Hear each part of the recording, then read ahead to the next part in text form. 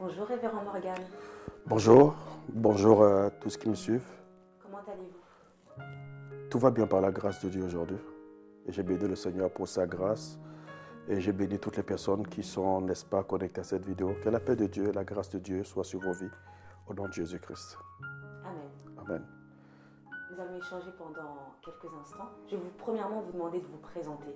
Votre nom, votre prénom, votre ministère. Dépeignez-vous qui vous êtes en quelques mots, s'il vous plaît. Succinctement, en quelques mots, comme vous l'avez dit, je suis Juste Morgan. Je suis le président fondateur des Églises Saintes Chrétiennes des Rachetés et aussi le président de Just Morgan Ministries International. Je suis en même temps le pasteur de l'Église Sainte Chrétienne des Rachetés à Paris, en Île-de-France, je vais dire comme ça, en région parisienne. Plus précisément à Choisy-le-Roi. Et je suis marié à Jovélie, qui est mon épouse avec qui nous avons deux merveilleux enfants, Nathan Emmanuel et Malaika Jess Zoé. Pour la petite histoire, j'ai connu le Seigneur en 1999 au Gabon, donc de mon pays, qui est mon pays d'origine. En 2001, j'ai été, n'est-ce pas, consacré évangéliste. Et en 2005, j'ai été comme ça promu comme pasteur de l'une de nos antennes, qui était située à Paris à l'époque. Et en 2011, le Seigneur m'a demandé de me mettre à part pour la mission pour laquelle il m'avait appelé. Et donc, comme ça, j'ai, dans la foulée, créé le Centre chrétien des Rachetés aujourd'hui, qui est une église en pleine expansion, dont nous avons la vision d'implantation dans le monde entier. Et aussi, le Seigneur nous a demandé par cette structure, n'est-ce pas, d'apporter la véracité de la parole de Dieu, de former des disciples, de gagner des âmes pour la gloire de Jésus-Christ. Donc aujourd'hui, nous parcourons le monde, nous essayons, n'est-ce pas, d'utiliser tous les accessoires, tous les réseaux sociaux pour que la parole de Dieu puisse, n'est-ce pas, atteindre les extrémités de la terre. Donc voilà, en quelques mots, voilà ce que je suis, qui je suis, et voilà. Je vous remercie de vous être présenté.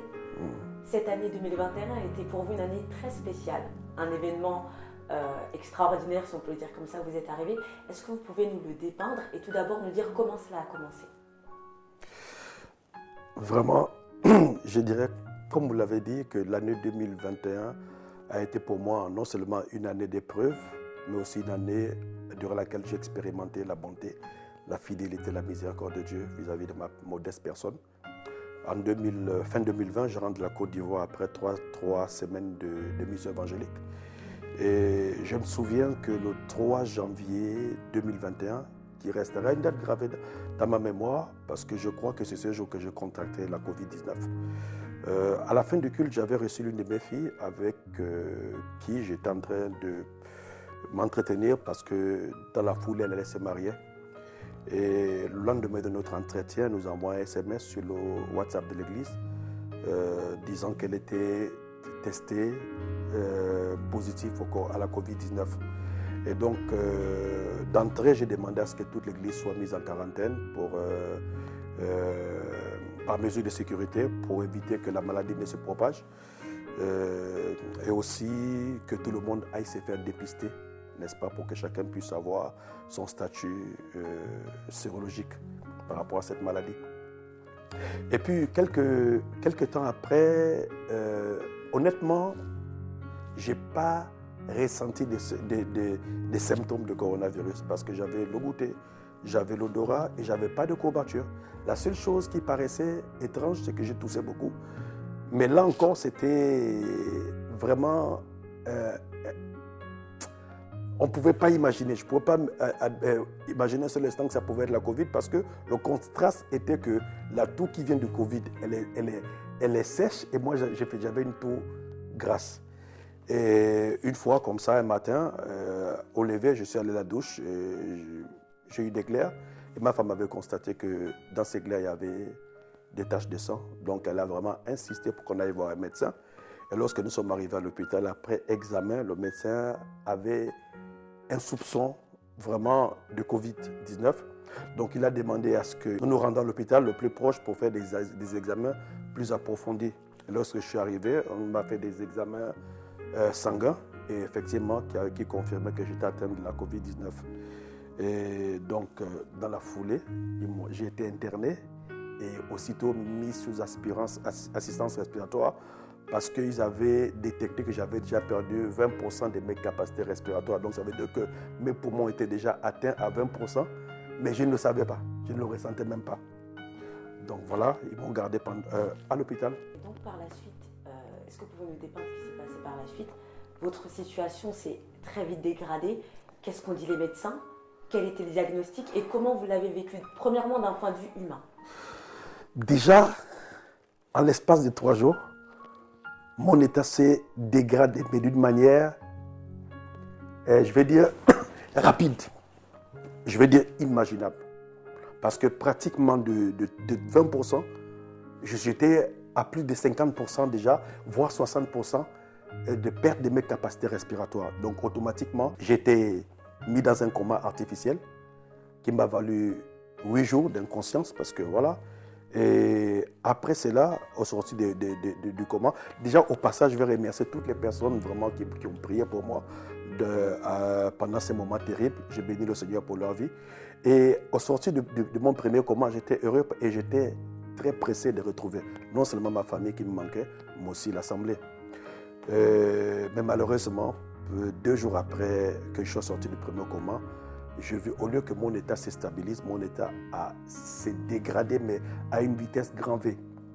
Et lorsque les médecins ont estimé qu'il fallait encore faire d'autres diagnostics, d'autres tests sanguins, et ça a révélé que j'avais contracté une bactérie, un microbe, n'est-ce pas, qui avait déjà pris position dans tout mon corps. Ça veut dire que c'est une bactérie qui circule à travers le sang, qu'on appelle septicémie dans un langage médical. Et là, elle avait déjà pris place dans tout mon corps et ils ont diagnostiqué que mes reins étaient pratiquement bousillés, mes poumons étaient troués.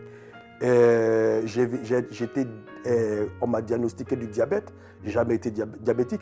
Et le comble, c'est que 6 mois avant que je ne sois hospitalisé, j'avais fait mon check-up et j'étais vraiment propre. Les médecins étaient étonnés de savoir que je n'avais même pas une petite dose de cholestérol dans mon corps. Et la cerise sur le gâteau, c'est que à la fin du diagnostic, ils se sont rendus compte même que pratiquement que mon sang avait changé de sens de circulation. Donc honnêtement, par rapport à ce qu'on peut faire comme diagnostic médical en termes humains, j'étais quelqu'un qui allait mourir sur le médecin. Et c'est comme ça que dans la foulée, j'ai fait un deuxième coma. Et là, c'était vraiment, je crois que théoriquement parlant, humainement parlant, j'étais pratiquement mort. J'étais pratiquement mort parce que le médecin, quelques temps après, lors d'une visite, il m'a dit que durant pratiquement 3 jours, il n'avait plus espoir que je revienne à la vie. Et en me précisant même qu'il avait déjà donné des consignes à son équipe de ne pas trop s'attarder sur mon cas parce que j'étais un cas désespéré. D'essayer de mettre des efforts sur ceux-là, n'est-ce pas, qui ont encore un pourcentage de survie. Je veux dire ce qu'on pouvait sauver. Donc, vraiment, j'ai béni le Seigneur parce qu'au sortir de ce coma, ce deuxième coma, j'avais pratiquement perdu 30 kilos. Et encore, je vais dire par là que j'ai encore un sujet ou une obligation de rendre grâce à Dieu. Parce qu'au sortir du second coma, tout ce qu'ils avaient diagnostiqué, et les reins atteints, les poumons troués, mais aussi le diabète et le sang qui avait changé de sens circulaire, toutes ces maladies tous ces symptômes et toutes ces maladies avaient disparu. Totalement disparu. Donc, vraiment, j'ai béni encore le Seigneur et encore merci pour toutes les personnes, n'est-ce pas, qui ont prié pour moi et qui m'ont soutenu dans ces moments vraiment très, très difficiles. Waouh, quel puissant témoignage. Amen. Donc, vous nous avez partagé ce que vous avez vécu d'un point de vue humain, le diagnostic des médecins qui était que vous alliez mourir incessamment sous peu. Vous êtes un homme spirituel, un homme de Dieu, un homme consacré. Est-ce que vous pouvez nous dépeindre quelle a été votre vision d'un point de vue spirituel de la situation? Qu'est-ce que Dieu disait de votre coma? Déjà, je ne peux pas tout révéler ici parce que je suis en train d'écrire un livre dans lequel je vais dépeindre vraiment point par point ce par quoi je suis passé. Vous allez sortir un livre, je me permets, homme de Dieu, ça veut dire qu'il sortira bientôt? Il sortira bientôt dans les mois qui arrivent. Très, très bientôt, ouais. Et on pourra l'acheter partout? Partout, même sur Amazon, pour l'avoir. D'accord, gloire à Dieu, je serai alors la première. D'accord. Excusez-moi, vous pouvez reprendre. Donc, je veux dire, d'un point de vue spirituel, j'ai compris une chose, c'est que, à ce qui me concerne en tant qu'homme spirituel, c'est que le Seigneur a permis que je passe par ces moments pour non seulement me faire ressentir le fardeau de Dieu pour les malades, mais aussi pour me donner une nouvelle ligne de conduite par rapport aux malades. Durant cette expérience, j'ai pu rencontrer comme ça le Seigneur et qui m'a expliqué beaucoup de choses sur la puissance de la guérison divine. Parce que, voyez-vous, c'était un temps où tout le monde était désemparé. Les médecins, la médecine était dépassée, les autorités étaient dépassées et Dieu voulait que les gens s'appuient sur lui en sachant qu'il est le Dieu qui guérit.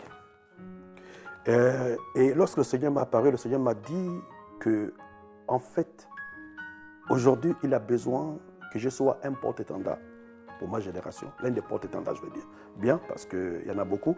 L'un des porte-étendards pour ma génération, de ceux-là qui vont annoncer, n'est-ce pas, le salut. Non, ce n'est pas seulement le salut en acceptant Jésus-Christ comme Seigneur et Sauveur, mais présenter Jésus-Christ comme le Dieu qui guérit. Et moi, j'étais un modèle, un exemple, si vous voulez, des prémices de la guérison pour que je sois, que mon témoignage édifie et interpelle beaucoup de gens. Aujourd'hui, non seulement ça, le Seigneur m'a donné pour mission d'aller prier pour les malades. D'aller prier pour les malades, d'interpeller toutes les personnes, quelles que soient les situations par lesquelles vous passez, pour en fait témoigner et attester que la vraie guérison, c'est en Jésus-Christ. Aujourd'hui, je suis sorti de ce coma, rétabli, et je veux vous dire que les médecins avaient, lorsque je sors de l'hôpital, ils m'avaient programmé 12 mois pratiquement des symptômes, c'est-à-dire que, et de rééducation, c'est-à-dire que je pouvais retrouver mes facultés soit à 100% ou moins, mais pas avant cette période. Mais à la surprise générale, 1 mois et demi après, j'étais en train de prêcher l'évangile de Jésus-Christ. Et jusqu'à aujourd'hui, je n'ai plus aucun symptôme. J'ai retrouvé ma santé à 100%. Je fais du sport, je prêche l'évangile, je fais ce que je veux. Et voilà un peu. Une guérison totale. Guérison totale et absolue. Donc vous nous avez dit que le Seigneur vous avait donné un mandat puissant pour guérir les malades.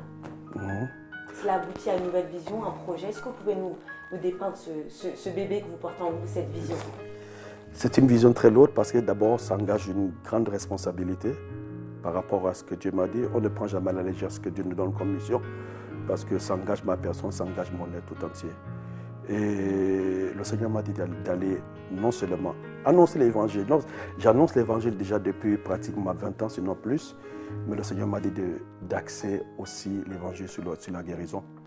Et Dieu seul sait pourquoi. Je ne sais pas si c'est parce que dans les années à venir, il y a des phénomènes comme la Covid-19 qui vont s'intensifier. Mais le but principal, déjà, c'est d'interpeller les gens que la guérison se trouve en Jésus-Christ. Et que Jésus a payé le prix à la croix de Calvaire pour que les gens soient guéris de toute maladie. Là, je porte une vision, c'est celle d'annoncer l'évangile, mais aussi de prier pour les malades.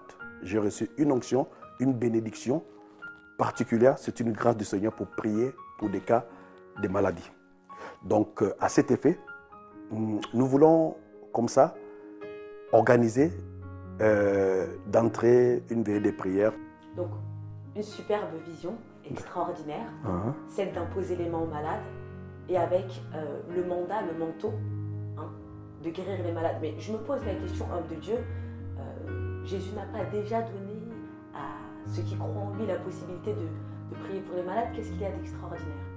Qu'est-ce qu'il y a en plus? Je vais dire ce qui a changé pour moi aujourd'hui, parce que je le faisais aussi. Nous avons le mandat, Marc 16 parle de ça, d'aller annoncer l'évangile à toute la création et d'imposer les mains malades. Jacques parle de la guérison, si quelqu'un est malade, qu'il appelle les anciens de l'église, les anciens prions pour l'honneur du Seigneur et puis la prière de la foi guérir le malade. Mais la différence aujourd'hui, j'ai compris une chose, c'est que Jésus est un homme extraordinaire. Et aujourd'hui, hormis le fait de mettre en pratique le mandat divin, mais il y a quelque chose de nouveau. Je suis aujourd'hui ce qu'on appelle compassion, compatir pour un malade. Parce qu'aujourd'hui, je ne prie plus pour un malade juste pour prier pour lui, mais avant de prier, je me mets à la place du malade parce que j'ai vécu la chose. Et le Seigneur m'a amené à comprendre la puissance de Jésus-Christ à la croix sur la maladie. Donc aujourd'hui, j'ai pris pour les malades juste pour prier. Je porte cette maladie, je porte ce fardeau et j'ai compris réellement ce qu'est être compatissant. La Bible dit, si vous voulez comme ça, excusez-moi, la Bible dit que vous allez voir quand vous parcourez l'évangile, vous allez voir qu'à des moments avant que Jésus n'opère un miracle, la Bible dit Jésus ému de compassion. Aujourd'hui, je peux comprendre ce terme. Voilà un peu. D'accord. Donc ce nouveau mandat, ce nouveau manteau aboutit sur un rendez-vous qui arrive très prochainement, appelé Yahvé Rapha. Est-ce que vous pouvez nous en parler? Est-ce que vous pouvez nous inviter aussi, homme de Dieu? Yahvé Rapha déjà signifie l'éternel Dieu qui te guérit, parce que nous croyons à la guérison divine. Et par la grâce de Dieu, nous organisons une veillée des prières, je dirais grande veillée des prières, que nous avons dénommée Yahvé Rapha. Nous voulons prier pour tous les cas de maladie. Et nous voulons dire à tout le monde que Jésus guérit. Nous voulons dire à tout le monde que quel que soit le diagnostic médical, quelle que soit la condamnation des hommes, Jésus va vous guérir. Pas incapable, j'ai dit Jésus va vous guérir, parce que s'il a fait pour moi, il le fera pour vous. Je le crois. Donc la veille des prières se déroulera le vendredi 3 décembre aux 4 rues de Cosmonaute à Choisy-le-Roi. Et je profite de cette plateforme pour inviter tout le monde. Inviter les gens, que vous soyez en Île-de-France, que vous soyez quelque part en France, faites le déplacement le 3 décembre 2021. Si vous avez des cas de maladie, allez les chercher. Dieu va les guérir. Toutes les maladies, homme de Dieu. Toutes les maladies. Cancer, sida, Toutes les aveugle, sourd, muet, tous les malades. Jésus guérissait tous les malades. De toute façon, ce n'est pas moi qui guéris. C'est Jésus qui guérit. Jésus qui guérit. Je ne suis qu'un canal à travers lequel Jésus va passer pour toucher les gens. Donc, encore une fois, vous qui me suivez, si vous avez quelqu'un malade, quelqu'un qui est découragé, quelqu'un que la médecine a condamné, venez avec lui aux 4 rues de Cosmonaute. Ce sera le 3 décembre, n'est-ce pas? Retenez cette date. 3 décembre, à partir de 22h jusqu'à l'aube, nous serons en train de prier, de louer et de célébrer le Seigneur. Et je crois que Jésus fera des grandes choses et vous serez témoins de sa grâce, de sa bonté, de sa puissance. Que Dieu vous bénisse. Je vous remercie, homme de Dieu, C'est moi qui vous remercie. pour le temps que vous avez partagé avec nous et pour l'intimité dans laquelle vous nous avez fait rentrer. En tout cas, moi, je viendrai le 3. Ce fut un plaisir et j'espère vraiment vous voir. Merci. Et aussi tous ceux qui m'ont écouté. Merci. Merci.